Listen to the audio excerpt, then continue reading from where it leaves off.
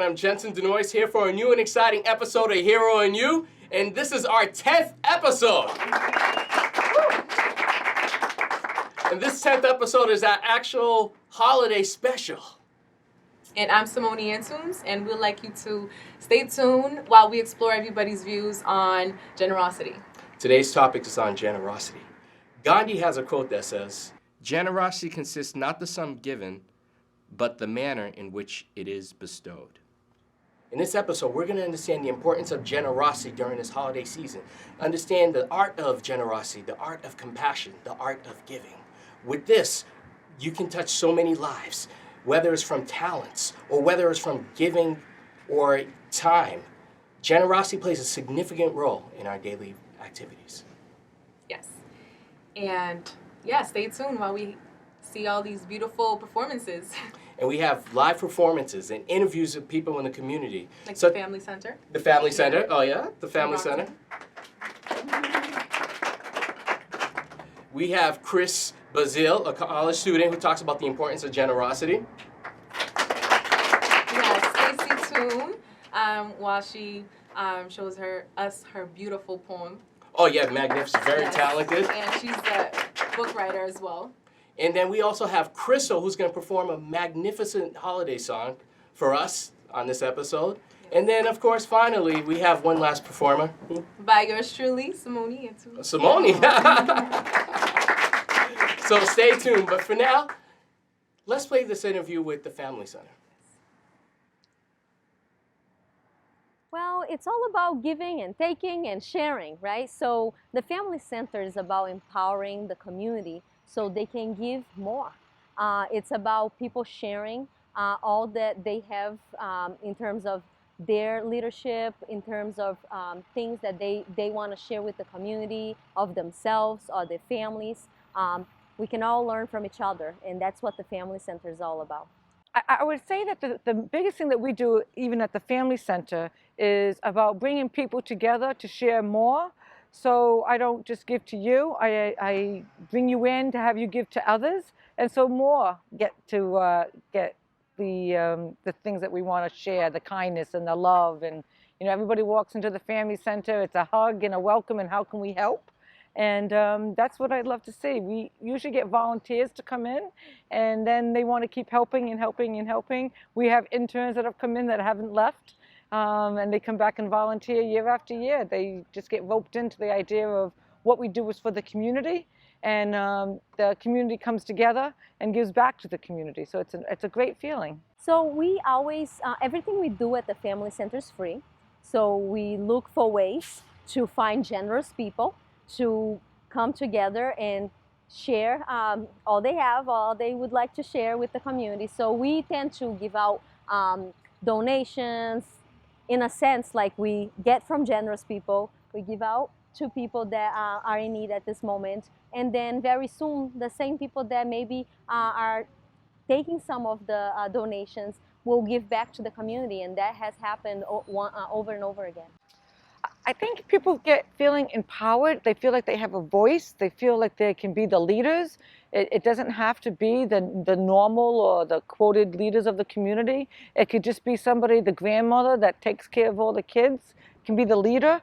Usually, you know, we respect our elders and they can move forward. We have a senior center across the street, and I've connected with them, and they're going to come over and share some of their wealth of knowledge to children and hopefully do an intergenerational group. We hope to do a community gardening, which is for everybody, and once the seed is planted, hopefully it will grow. Really amazing interview with the Family Center. Awesome work, Don and Juliana. That was really magnificent. But now we actually have a magnificent piece from Stacy Toons, who's going to deliver our holidays message. Hi, my name is S.E. Toon, and this is a piece I wrote 3 years ago, inspired by the incidents in Newtown and our holiday. It's called A Night in Wintertide. It has something to do with light, candles, bulbs, roaring fires, and the stars above. This time of year is heralded by them, cutting through the darkness of a winter's night. Mankind has always followed the illuminated paths path for eons as we search for the light in the darkness of insanity. They not only light the way, they are the way. Singular lights hold vigil in households, beckoning loved ones' safe return. We watched 26 lone flares disappear in the chilled night, snuffed out by the darkness between the stars. We sighed as a triumphant arch grew dim, extinguished by the tears of the innocent. Cathedrals and roadsides are adorned by a congregation of candles lit to honor the memories of the lost. The Maccabees saved their tribe's tradition by coveting the flame. Churches, mosques, and open hearths draw diverse peoples closer to the warmth. Stars are nothing but the brilliance of our past, events ceased long ago, memories hanging in the night sky. They have embellished many a nation's flag, inspiring hope.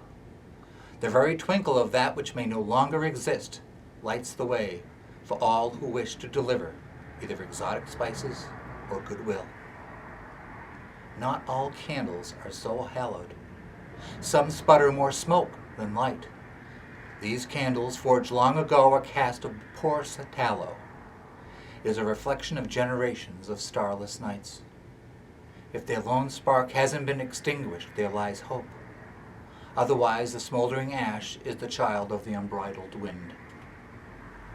The world is a calamity at best, randomness we spend lifetimes forcing symmetry to. How can one stoke this sacred flame when the reckless winds of time are so relentless? We have all seen lives pass away and new ones begin in this dark solstice. We have seen flames that once burned bright falter and cease. Like remembrance candles, each flame will eventually be snuffed out by the passing of time. Then I looked into a baby's eyes as they perused the beauty and the complexity of our world. There the flame burned the brightest and the most pure, its glow reflected in her parents' eyes, their parents' eyes, and all who bear witness. How can such a fragile entity capture such power so effortlessly? I spoke to a person whose loss was as raw as a freshly scraped knee in a schoolyard. Despite her melancholy, a glow came over her face as tales were told, warm memories rekindled, and as words were shared, a smile, not thought possible moments before, shone. Then I got it. What broke through the shadow of her smile was not solely hers. It was that of her deceased loved ones.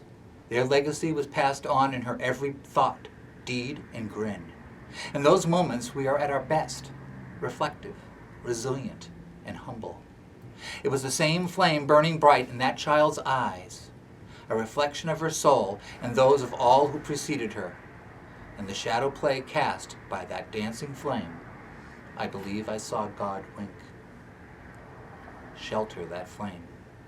Remember when it burned brightest and pass that memory forward. No darkest night, no tempestuous wind can permeate its glow. Don't worry if it withers down to a spark. You are never truly in the dark. You still possess the makings of a righteous fire. May you find your safe harbor, led by the light that burns within. Hold your loved ones close, be them by your side, away, or in the hereafter. Shine. Then in flame, your passion will reawake, and you too can look into a fire through a child's eyes and get it. It has something to do with light. Thanks to Lottie, Amy, Sheila, Charles Bukowski, Nick Lowe, Newtown, and Paris. I'm here with Stacy, and I just want to say thank you again for the poem. That was awesome, and I know you write a couple books. What kind of books you got? That's it. And it's atypical of what you just heard. I write young adult novels and stories for children. They're moral tales. I figure, even though they have deathless zombies and things like that in them. But I get these times where I get to share pieces with the general public. Yeah. That some people say, whoa. Why are you writing that? You write about kids and pirates, and I consider the arts to be, the more you practice, the more you're good at it. And if you, like I treat it like carpentry. I put the hours into it, and then that's my profession. So I can build you a cathedral, or I can build you a bar. Yeah. It depends on what you want at the time. And then some things, inspire us. And I think Newtown was an example of something that, something positive needed to be heard, something that let us know as a community that we can heal from these things. Definitely.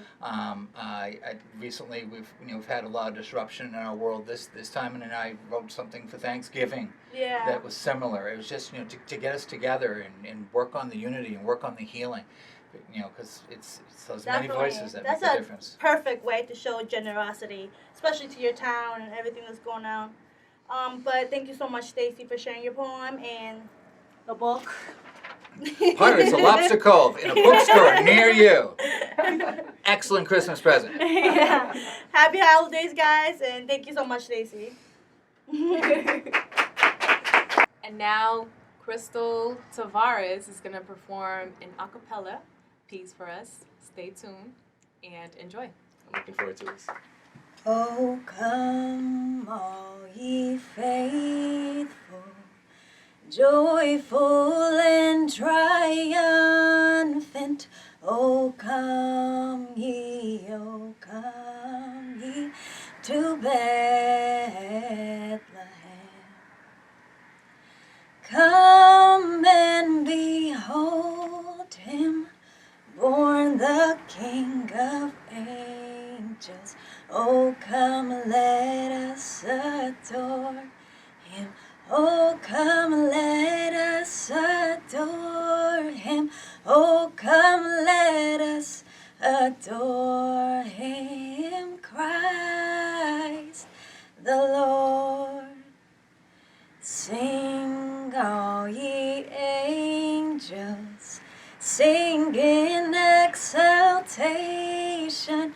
Oh, sing, all ye citizens of heaven above. Glory to God, glory in the highest. Oh, come, let us adore him. Oh, come, let us adore him. Oh, come, let us adore him, Christ the Lord.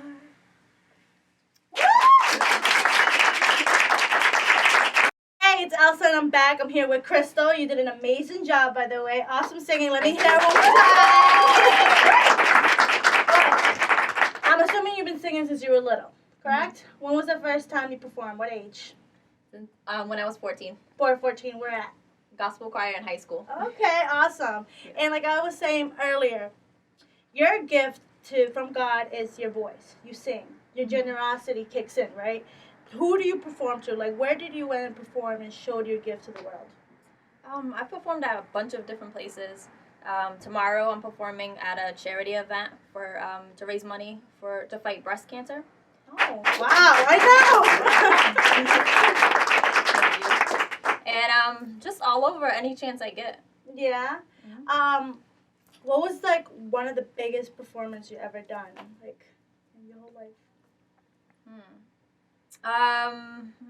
I've done.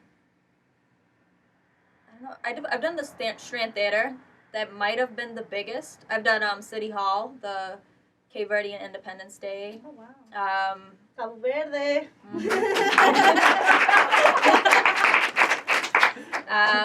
I performed at the House of Blues. There was like a little competition going on there. Oh yeah. Did you win? No. Well, thank you so much for singing and performing this for us. Thank you. And happy holidays. You too. Happy holidays to you guys, and yeah, see you guys later. Wow. Yeah. Whoa. Wow. That was an amazing performance, Crystal. That was beautiful. Yeah. Very uplifting. If you want to hear more of her music or her material, go to www.facebook.com/Crystal Music page. Crystal with an S. With the S. With the S. With the S. With the S. Now, speaking of uplifting, we actually have a college student who actually talks about the importance of generosity. And generosity is not only an act, but it's also a knowledge and education. It's not something that you develop overnight, but something that grows and grows and develops as you evolve. So we have Chris Bazil, who talks about the importance of generosity during the holiday season. This is what he has to say to the rest of the college students. My recommendation I'll give the college students on being generous is I'll say is to give back to their parents, because their parents are the ones who tell them to persevere and be persistent in school throughout the most of their lives. And school is very important. It's sort of like an obligation to be important, to be good in school. And just to give back to the parents, it could be anything. Just to say that, just to give a good thank you to them. Wow, that was an amazing interview from That was Chris. great. Good luck with the studies, Chris. Yes. And speaking of studies, generosity is something that that requires a lot of wisdom, and also having talent is also wisdom. But we actually have someone who's going to perform for us tonight. I wonder who. Yes. Who? Simony Antunes is actually going to perform a holiday song for us on this episode. Let's play it. Stay tuned, everyone.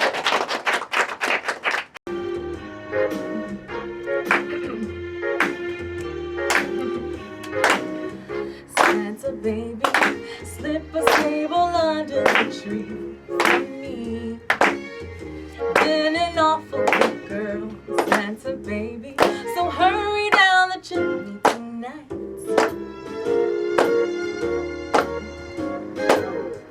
Santa baby, a 54 convertible to light blue. I'll wait up for you, dear Santa baby, so hurry down the chimney tonight.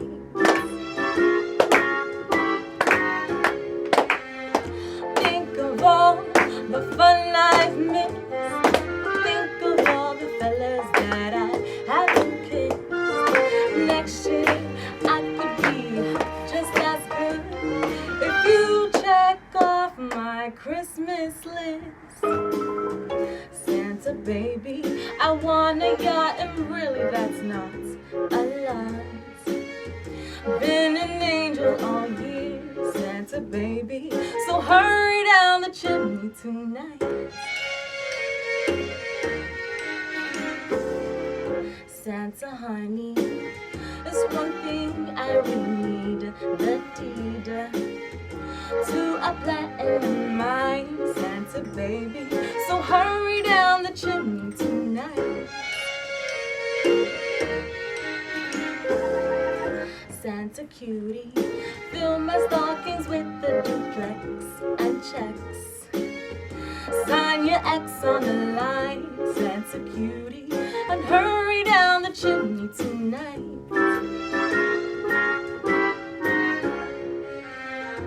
Come and trim my Christmas tree with some decorations bought at Tiffany's. I really do believe in you.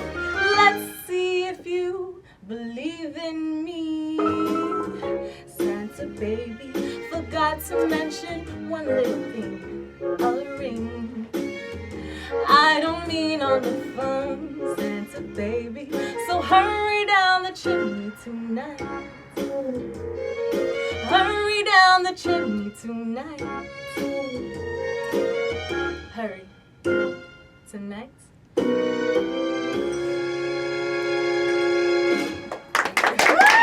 So I'm back and I'm here with Simony, one of the hosts of Hearing You, the show that you're watching right now. So anyway, awesome singing. Thank I you. knew she could sing, but I never heard her. But that was amazing. And I want to ask you, just like I asked Crystal earlier, when did you start singing? I also started in church. In church? I was Praise like, God. yeah, I think I was like 9 years old. But like, yeah, after, we had the church choirs, and I would just sing in the church choir. That's nice. Have you ever did any charities with your voice? I've participated in different events. at school, Massasoit Community College. They had like an open mic. I've done different types of open mics as well. So that's your generosity to the world. Exactly. Like you were saying earlier, though, generosity is not always just on Christmas. You know, it has to be year-round. You gotta be nice to everybody, care about everybody that you see walking towards you any day of the week, any day of the year. Correct? Okay. Correct. So like you were saying, all the generosity, you singing. I'm assuming you do your own videos, right? Yeah, I do my own music. Okay. And I have a new single coming out. It's called It's Over. And I hope you guys will stay tuned. It should be coming out, I would say in January. Mid-January, yes. Well, stay tuned to that. Stay tuned. Wow, that was amazing. Oh, really amazing performance, Simony. Thank Actually, you. an amazing episode. We have I Crystal love performing. this episode, yes. We had Stacy different- delivering her message. We had many different artists. Oh, yeah. Yes, delivering their generosity to the world. Oh, yeah, exactly.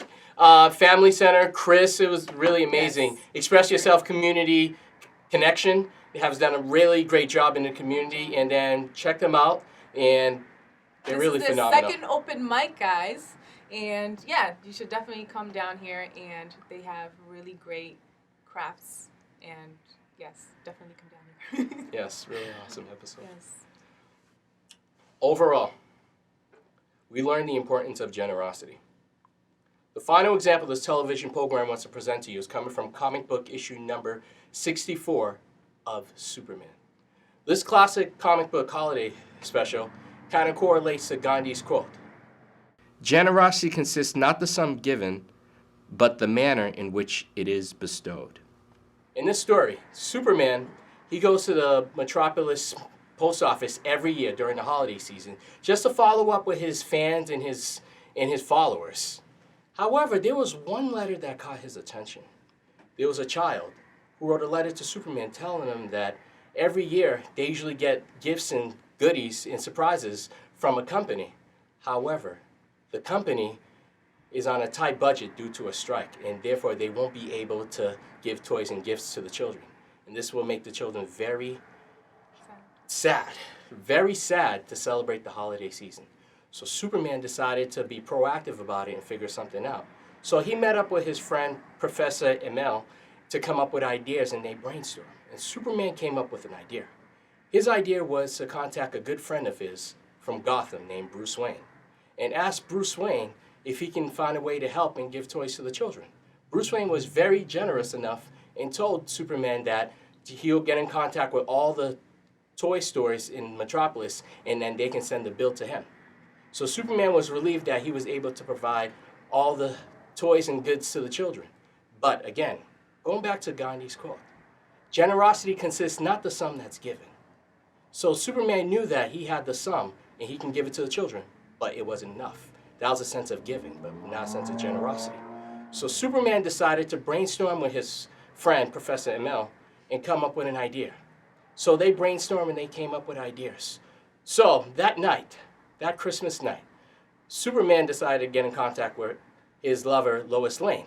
Lois Lane went to the center where all the children were waiting for toys. She told the children to go on top of the roof. They have a surprise. When these children looked up, what did they see? Surprise! They saw a man dressed as Santa Claus in a sleigh. Little did they know, Santa Claus was actually Superman's friend, Professor Emil, and Superman was dressed all in black just to blend in the dark and to surprise the children. These children were thrilled and really excited about this generous work that Superman has done. If Superman hadn't understood the importance of generosity, these children would have had a very blue Christmas. But instead, as heroic Superman is, he knew the importance of generosity by giving the children toys. And by being heroic, he understood the importance of generosity. To be generous, it doesn't require for you to wear a red cape, but it requires courage. It requires for you to help others, whether it's your time, whether it's your gift, whether it's your talent. Being generous during the holiday season is very important. Not only during the holiday season, but every day. Yes. Now that's how you find the hero in you. If you want to share how you're being generous during this holiday season, please follow us at Twitter at FindTheHero, or check out our website, www.findthehero.com. Also like us on our Facebook page, www.facebook.com/TheHeroInYou, and also like it on our Instagram page, @TheHeroInYou. Thank you, and stay tuned. And happy holidays, everyone. Happy holidays.